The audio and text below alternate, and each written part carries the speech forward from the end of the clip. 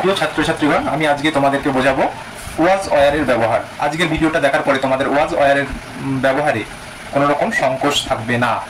চলো দেখা যাক।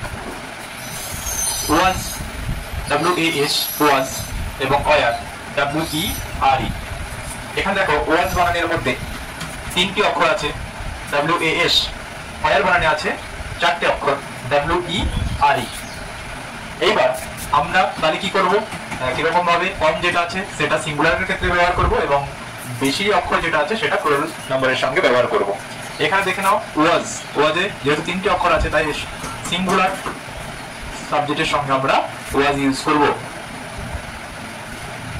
এবং ওয়ার ইউজ করব কার সঙ্গে, প্লুরাল নাম্বারের ক্ষেত্রে PLURAL। প্লুরাল নাম্বার বোঝালে ওয়ার বসবে। যেমন এক্সাম্পল দেখো, I was, he was। Were use দেখো plural number, we were, they were,